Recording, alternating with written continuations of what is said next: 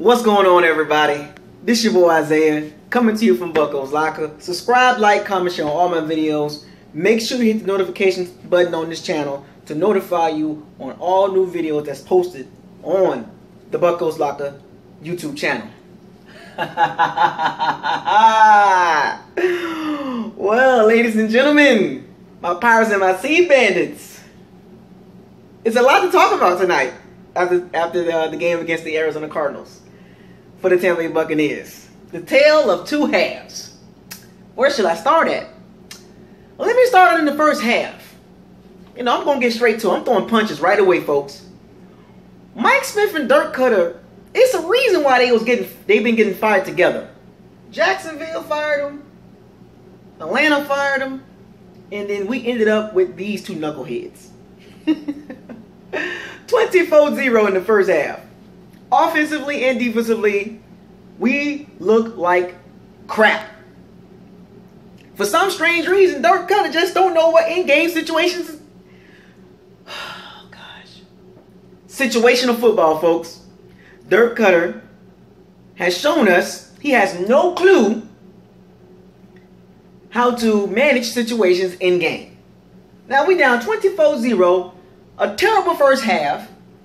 And we got a chance to put some points on the board. Whether it's a touchdown or a field goal. Fourth down, instead of kicking the field goal, he wants to go for a touchdown. And the play calling in the red zone is still horrible. Newly signed kicker, Patrick Murray.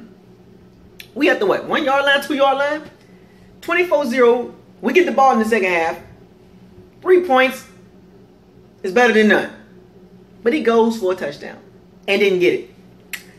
We'll come back to that little missed opportunity to score some points, because there's more, folks. But back to the first half. Defensively, Vernon Hargreaves, I'm done with him. You already know how I feel about Vernon Hargreaves. And it's a reflection, his game, his play during the game is a reflection of what the coach is telling him to do. This is on Mike Smith in the first half. 24-0. Carson Palmer and Adrian Peterson, two old players at their positions. Carson Palmer at one point, folks, was 14 for 14. Let me say this again. 14 for 14. Larry Fitzgerald had like 130 yards, receiving yards in the first half. We seemed not to cover him for some odd reason. That's their best receiver and the only really good receiver. And the Bucs secondary and Mike Smith refused to cover Larry Fitzgerald for some strange reason. So he lit us up for 130 yards in the first half, or 120 yards in the first half. Carson Palmer throws for like damn near 1,000 yards in the first half, 14 for 14. I mean, just absurd defensive play calling, the soft cover 3 shell, zoning, and it cost us really bad. It made us look really bad. We was down 24-0 before you know it. It was up and down the field like it was nothing. Back to Dirk Koetter.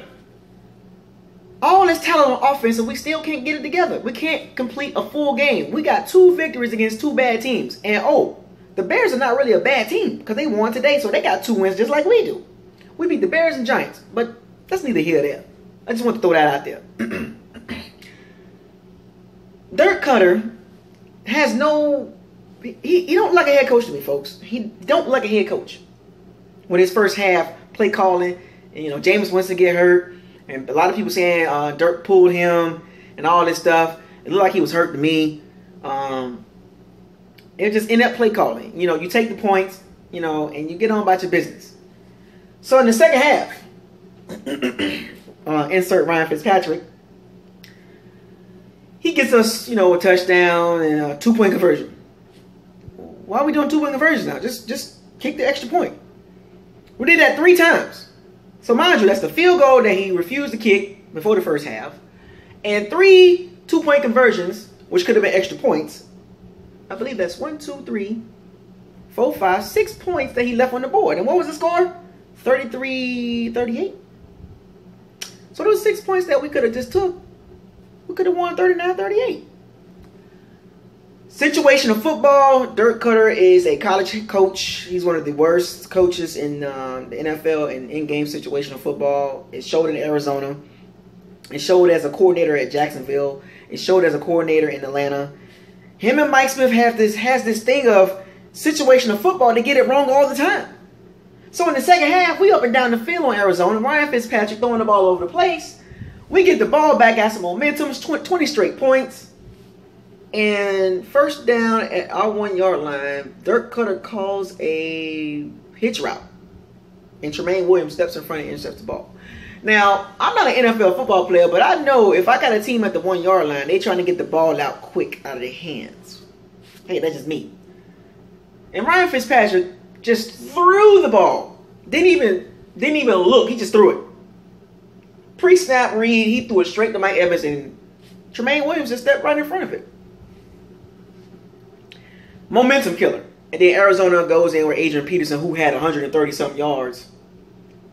At 32 years old, he looked okay. He still doesn't look good to me. I mean, he looks like Adrian Peterson, but with less speed to me.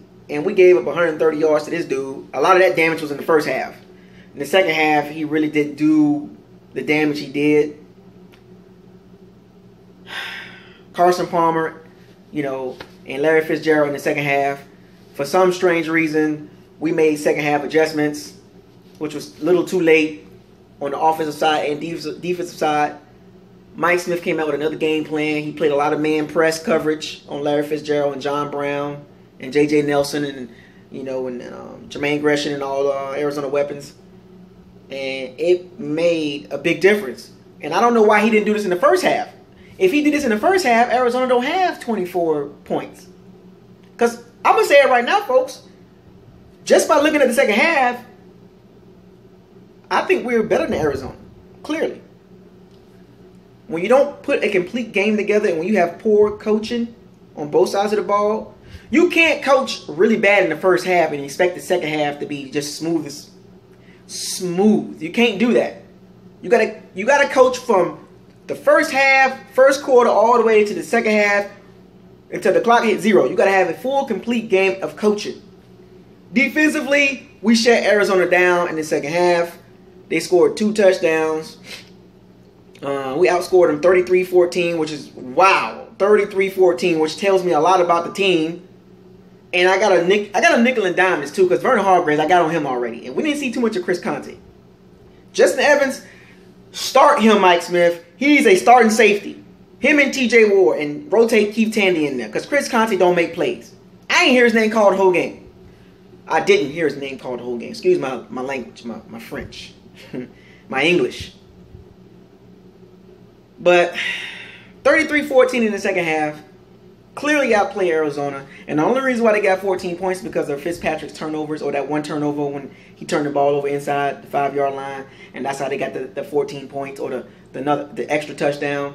So, and overall, I can see where the positives at in the second half with the adjustments. But this is the second week in a row we make second half adjustments, or in the fourth quarter, and we go in a blitz in the fourth quarter, and it's not enough. Can we do this the whole game, Mike Smith and Dirk Koetter? Doug Martin was running the ball pretty good. And for some strange reason, Dirk Koetter liked playing Jacquizz Rodgers. He liked getting him some carries for some odd reason. Stop giving Jacquizz Rodgers carries. Doug Martin is healthy. You give him the carries. Charles Sims had a good game catching the ball. I would like to see him get the ball more and passing downs because he can catch.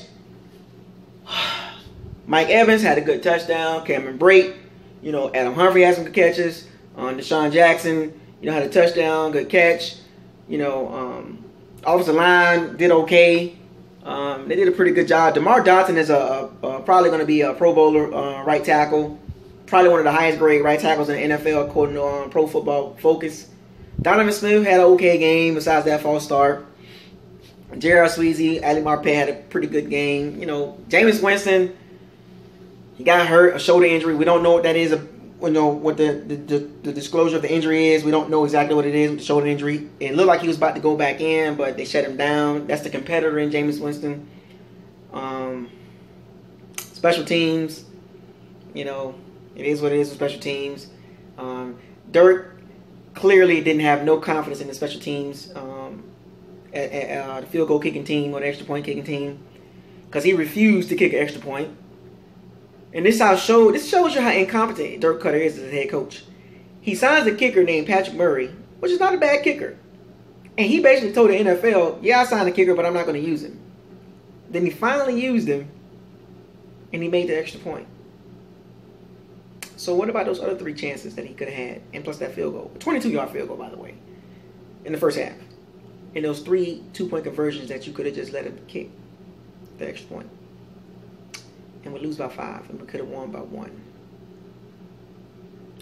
That's a reflection of our coach. The team is a reflection of our coach. And right now, we are exactly what Dirk Koetter and Mike Smith is. Average coaches that can get you probably between 7 to 9 wins a season. Maybe 10 on a good year. But Skip Bayless, I'm going to keep going back to that shit that Skip Bayless said about the ceiling and the coaching staff that this team have right now. Our ceiling with Dirk Koetter, as you can see, this game is a microcosm of what our team is overall right now. We're not a good team. We're not a complete team. We got all this talent on offense and defense. It's just the wrong scheme. Let's just call it how I see it. It's the wrong scheme. Offensively, why did we draft a tight end in the first round again? I'm just curious on that. Defensively, all this talent, and we continue to give up a lot of yards.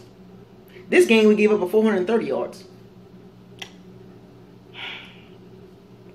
Anyway, we're 2-3. We got Buffalo. We're going to Buffalo. Another tough defense next week. I'll talk about that game sometime this week. But I just want to give y'all a nice little video about this game. It's so frustrating to see us lose games like this. Tell me what you guys think, man. This your boy Isaiah, man, coming to you from Bucco's Locker, man. Subscribe, like, comment, share on all my videos, man. Fire those cannons. Siege the day. We out.